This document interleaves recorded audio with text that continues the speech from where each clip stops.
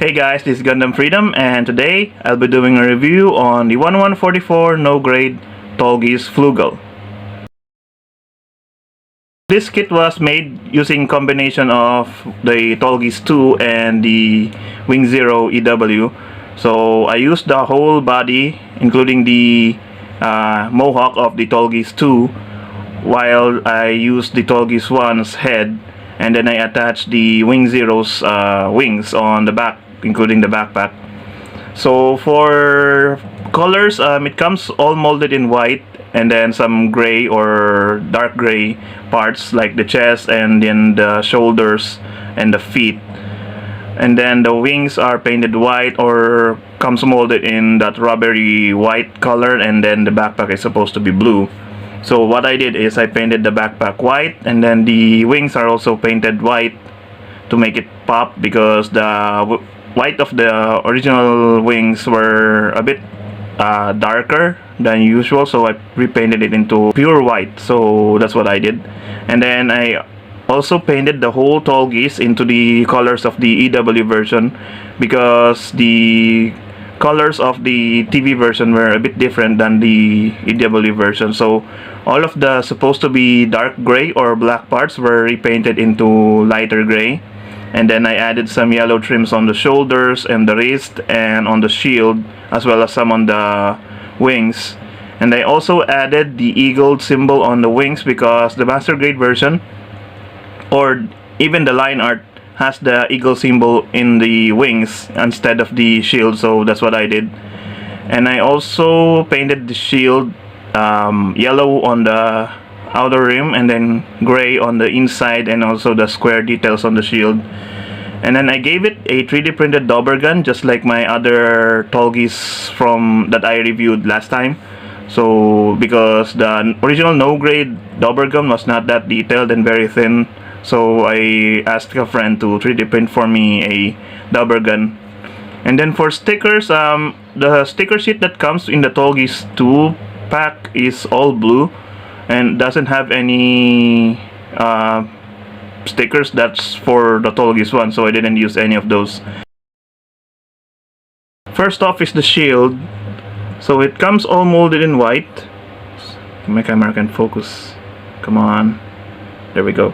It comes all molded in white, with the exception of the beam saber holder, the handle, and the connector piece here.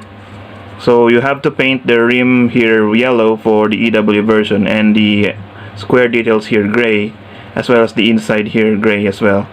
And then the beam saber should be white, but since it's a no grade version, the beam sabers are attached all together on the holder here, so it's one molded in one color. You have to paint it white here, but I didn't paint it. So that's the shield. The eagle symbol is not painted because the symbol is already on the wings, and in the line art the shield doesn't have any of the eagle symbols, just the wings, so I didn't paint the eagle here on the shield. And to attach it onto the arm, there's a double jointed connector piece here that has two polycap hinges. On the shield here, there's a peg connecting onto the connector, which lets it go in and out like so, and also rotate a little bit. And then for the connector, there's a flip out peg here on the shoulder. What you do is pull out the connector piece just like so, and then attach the shield via the upper polycap here, just like so. Next up is the beam saber. So it's the original no grade Tallgeese beam saber, which is all molded in white. So you have to paint the beam effect part here pink, because the Tallgeese uses pink beams, unlike the Gundams who uses green beams. And to attach it onto the hand, you can just slide it into the hand here, because the Tallgeese uses the old polycap hands, just like so. As for the hands, it only comes with one set of hands, which is the gray polycap holding hands, which doesn't look good because it's not that detailed. And then the last accessory is the dauber gun, which is a 3D printed version of the dauber gun of the Leo. So it's much thicker than the no-grade double gun and much detailed. And there's a moving part here. The secondary handle can move up and down and also rotate in and out because of a ball joint there. And the handle was originally located here under the gun, but I moved it out. What I did is I did the same technique that I did on my all other Tallgeeses, which I attached a plastic plate here, and then to relocate the handle outward, and then reattach the handle here onto the plate that I glued on the side. And then I also glued a peg here on the side to connect it onto the shoulder, and it's all molded in that gray color and this color because again it's a 3D printed double gun. I just painted it black. And then to attach it onto the Tallgeese, there's a separate connector piece here. This is originally the waist or the shoulder area of the Aegis Gundam, but since I have an extra one, I use it for the connector piece here on the Tallgeese. So there's two polycaps here, just like the connector piece on the shield. So just attach the double gun on the lower polycap here, just like so. And then, like the shield, there's a flip out peg here on the shoulder. So just move it out and then attach the double gun onto the peg here, just like so. And that is a double gun. It has a single ball jointed neck, which lets the head go up about that far, then down that far, side to side just a little bit, and rotate all the way around. For the arms, there's a peg coming from the body here, which lets the arm rotate all the way around and then go out about that far. The shoulder armor is separate from the arm itself.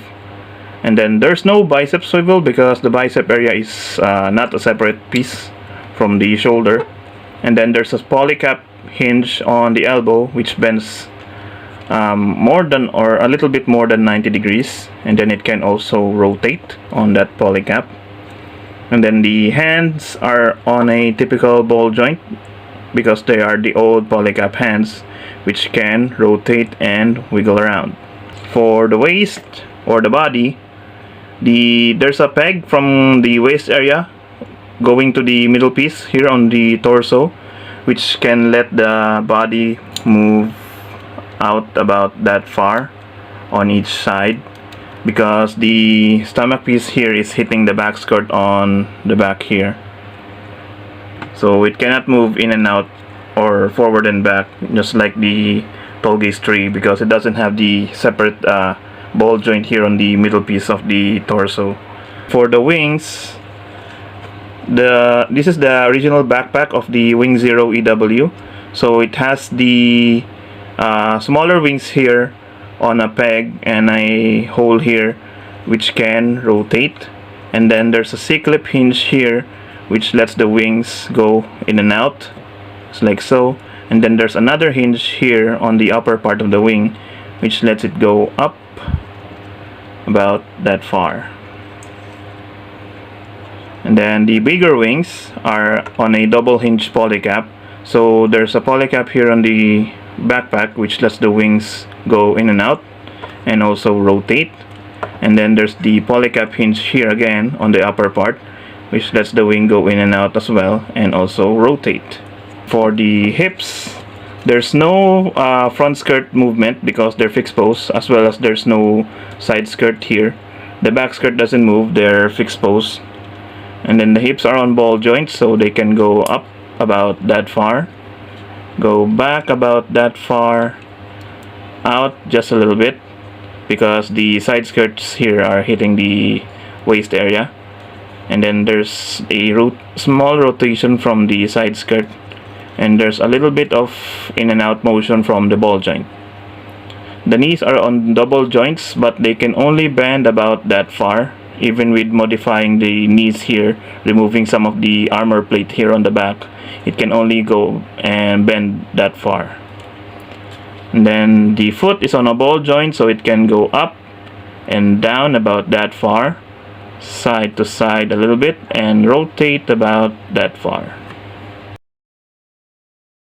Here is the Tallgeese Flugel next to the no grade Tallgeese 1 EW, and as you can see, the only difference between them are the mohawks and the backpacks. The original Tallgeese 1 uses the original boosters from the Tallgeese, while the Flugel uses the wings from the Wing Zero. Here is the Flugel next to the Wing Zero, and based on the manga, the Wing Zero uses the same wings that the Flugel has. They just remove some of the parts from the Flugel to make it compatible for the Wing Zero here. Overall, this is an okay kit despite it being a no grade. There's really no 1144 version of the Tallgeese Flugel, although there is the master grade version, but it's on a different scale. So if you want to build a 1144 scale of the Flugel, you can just use either the no grade Tallgeese 1, 2, or 3, and then the high grade Wing Zero and the Swaltz version and just repaint it into the colors of the EW. Or you can use the real grade, just like some of the other modelers that I saw on Google. They used the real grade Tallgeese EW version and the Wing Zero, and just repainted it into the wings of the Flugel, just like what I did here. That's it for this review. I hope you guys enjoy it, and I'll see you guys again next time. Bye!